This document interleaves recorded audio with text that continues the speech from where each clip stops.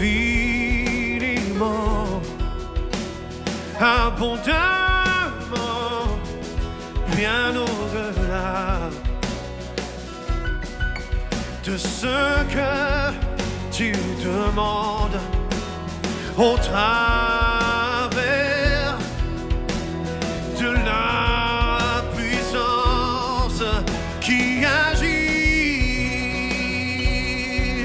en toi. Oh, Dieu est capable de faire tout ce qu'il dit, il fera. Il accomplira toutes ses promesses envers toi.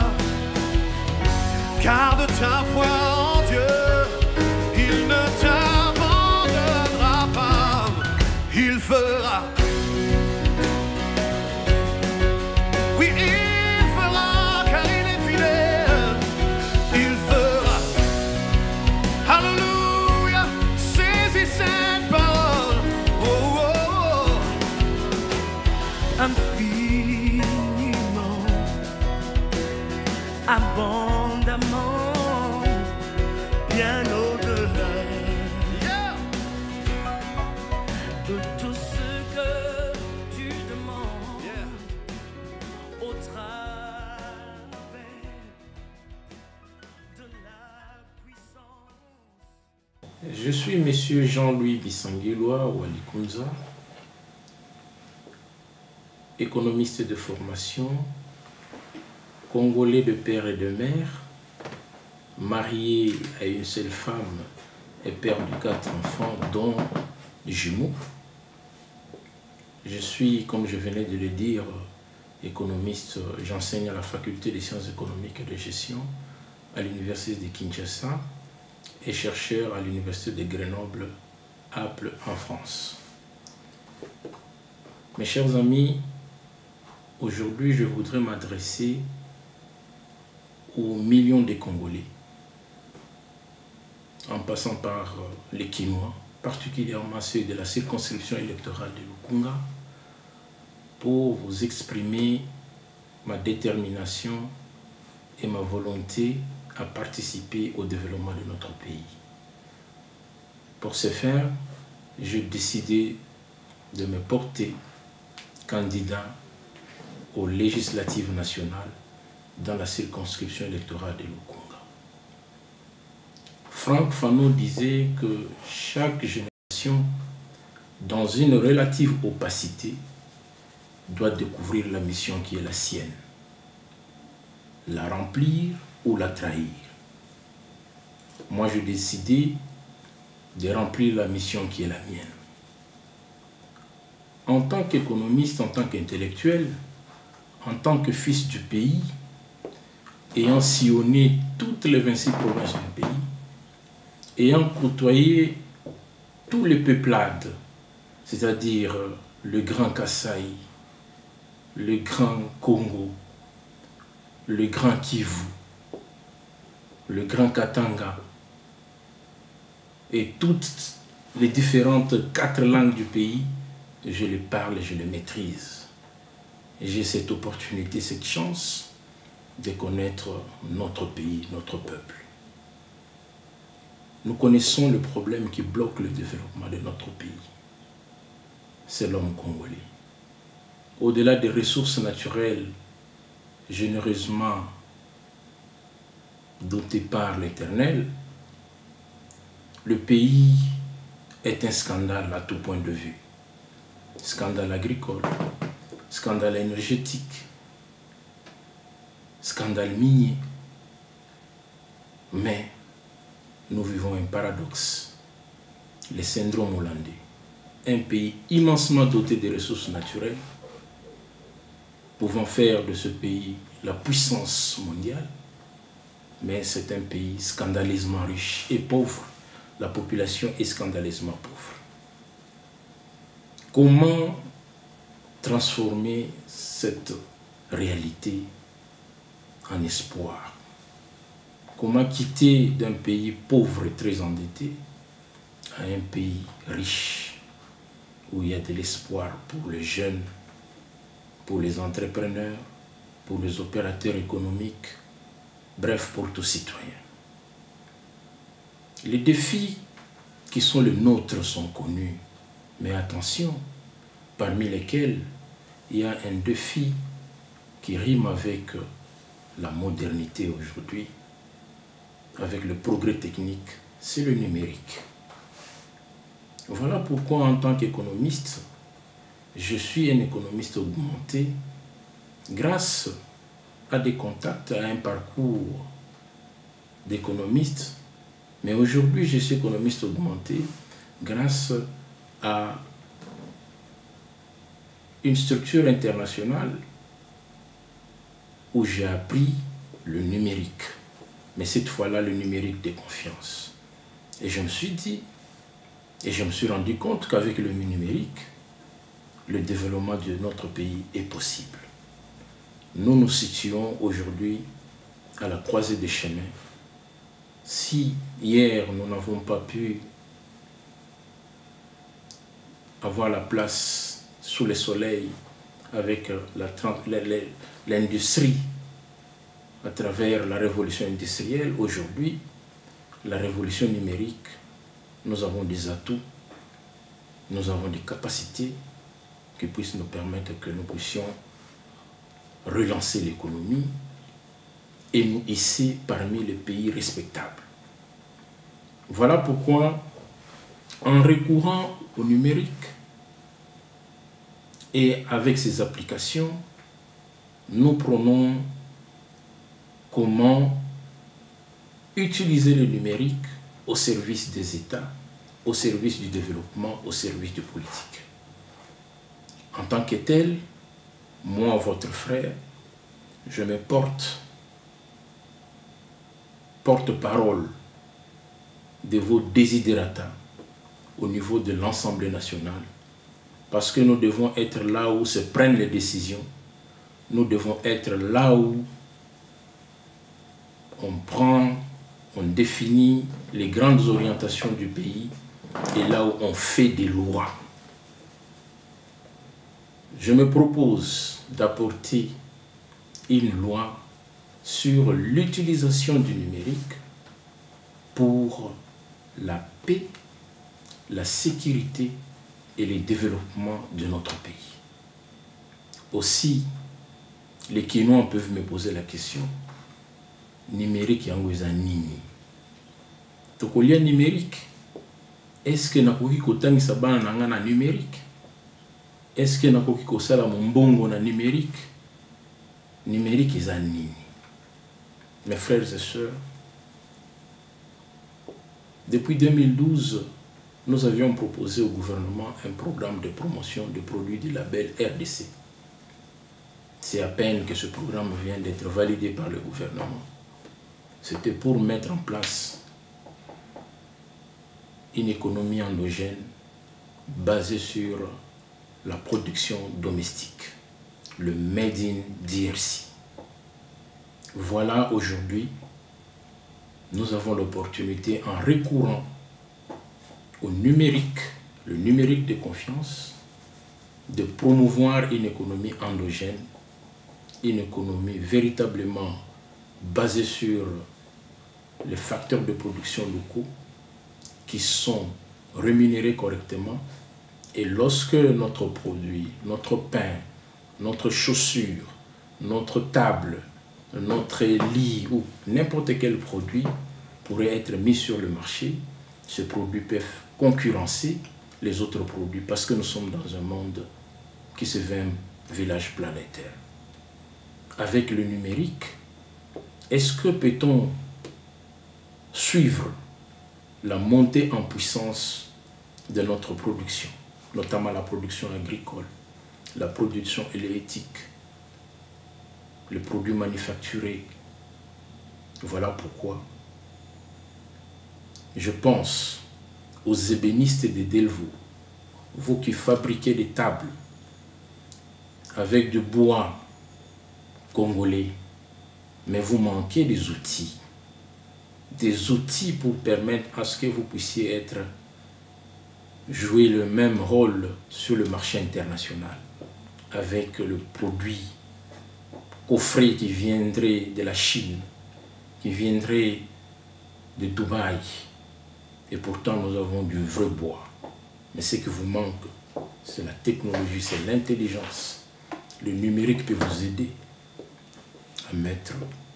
à suivre le processus de fabrication de vos produits, à les mettre sur le marché, tant sur le marché local, international, voire même régional. Voilà pourquoi je suis décidé d'accompagner les opérateurs économiques pour que l'économie nationale sorte de sa dépendance. Nous sommes dépendants à tout point de vue. Ce n'est pas normal. Il faudrait qu'on mette en place des lois sur l'exercice du petit commerce, sur la nutrition, sur des lois qui peuvent permettre à ce que le pays puisse avancer. Et nous avons des propositions concrètes pour ramener notre pays vers son essor. Voilà pourquoi je tiens à appeler tous les Kinois à voter utile. Ma circonscription électorale, vous avez une lourde responsabilité aujourd'hui de nous porter au Parlement parce que nous voulons compter parmi les députés de qualité qui peuvent apporter un message d'espoir, qui peuvent apporter une action politique décisive pour transformer le Congo. La transformation du Congo est possible. C'est l'humain, c'est l'homme congolais. Il nous a toujours été dit, comme vous le savez, depuis 60 jusqu'à aujourd'hui, on a qualifié la classe politique congolaise de médiocre. Cette classe politique, si vous voulez la transformer aujourd'hui, la remplacer par des hommes intègres, des hommes épris de paix, des politiques désintéressés, des bâtisseurs audacieux. Nous sommes parmi ces jeunes, nous sommes parmi cette catégorie des hommes décidés de faire la politique autrement. Voilà pourquoi nous ne voulons pas faire la politique avec des outils du XXe siècle. Nous voulons faire la politique avec des outils modernes de ce siècle, XXIe siècle. Nous allons apporter des réformes qui touchent au service de sécurité et de renseignement. Une simple question. Est-ce que nos services de renseignement et de sécurité doivent-ils recourir toujours aux technologies vieilles datant d'un siècle? Nous avons aujourd'hui des créneaux qui puissent permettre à ce que nous puissions contribuer en tant que législateurs à proposer des schémas sécurisés pour renforcer la sécurité de notre pays. Plus de 12 millions de morts, ce n'est pas normal. Ce sont des petits pays qui nous entourent, qui viennent parfois nous causer du tort parce que le service de renseignement est infiltré. Avec le numérique de confiance, nous pouvons relever le défi. Qu'il s'agisse de l'armée, nous voulons, en tant que législateurs, proposer des réformes qui ne peuvent pas être étalées à la place publique, mais nous avons été formés pour ce faire. En tant que conseiller, depuis 2012, dans différents cabinets ministériels, j'ai été conseiller au ministère de l'économie et commerce. Je sais le goulot d'étranglement qui bloque l'émergence de notre économie. Parce que j'étais au four et au moulin sur la problématique des prix des denrées de grande consommation. Malheureusement, des produits importés. Et pourtant, nous avons un potentiel pour inverser la tendance et promouvoir la production domestique. Nous connaissons le problème de l'économie nationale, du commerce extérieur. J'ai été conseiller chargé de la réforme de l'administration publique. Faudra-t-il vous dire que sans l'administration publique, point de développement. Voilà pourquoi nous allons poursuivre ces réformes, à la fois de l'administration publique et des réformes économiques, en recourant à cet outil précieux, cet outil qui est capable de nous ramener vers le développement très rapidement et à moindre coût. C'est le numérique de confiance. Sur le plan politique, nous avons suivi le chef de l'État, le président de la République, son Excellence Félix Antoine Tshisekedi Tshilombo, qui séjourne actuellement à New York aux Assemblées des Nations Unies. Il a accordé une audience au patron de Facebook. Nous, en tant que politiques, en tant que stratèges, quel est l'impact de cette décision politique? Comment capitaliser cette rencontre pour que ce que le chef de l'État a dit sur le plan politique, que nous, au niveau stratégique, nous puissions rendre ça possible en y accordant une certaine intelligence et surtout une certaine sécurité. Parce que n'oubliez pas, le domaine du numérique, c'est un domaine qui ne peut être profitable au pays que lorsque le numérique est adossé à la cybersécurité. Est-ce que nous avons des capacités au niveau national de contrôler le travail que ferait par exemple Facebook? Lorsque les opérateurs économiques congolais, des jeunes qui se lancent dans l'entrepreneuriat, qui utilisent Facebook pour booster leurs produits sur le marché, ils utilisent Facebook, qu'est-ce qu'ils gagnent en retour? Et surtout lorsqu'ils boostent les produits importés du reste, quelle est la valeur ajoutée au niveau de l'économie nationale? Voilà pourquoi, chers amis, ce discours peut paraître savant, mais je vous dis que avec ça, avec le numérique, nous pouvons produire suffisamment à moindre coût, nous pouvons être compétitifs, nous pouvons éduquer nos enfants correctement, nous pouvons soigner nos enfants dans de bonnes conditions. Bref, avec le numérique, nous pouvons être au diapason avec les autres. Chers frères et sœurs, je vous demande votre soutien parce que nous devons changer de paradigme dans notre pays. Cessons la culture de tendre la main, la théorie de polo, de pagne et d'argent, la bière, pour donner sa voix. Après 5 ans, vous allez continuer à chanter bah, député Nino Totina qui n'a parlé. Et pourtant, vous avez des hommes, vous avez des femmes qui ont été formés et qui ont la passion de servir. Nous sommes pour le service. Nous sommes pour la politique de servir et surtout de construire notre pays. Parce que si nous ne nous levons pas aujourd'hui pour donner le meilleur de nous-mêmes, nous allons perdre notre nation. Le pays qui est le plus convoité aujourd'hui. Le pays qui est au carrefour des enjeux mondiaux. La RDC a près de 40% de la forêt tropicale. Près de la moitié d'eau douce. La RDC, c'est des minéraux de cobalt, de lithium. La RDC, c'est près de 120 millions d'habitants. La RDC a tout pour décoller.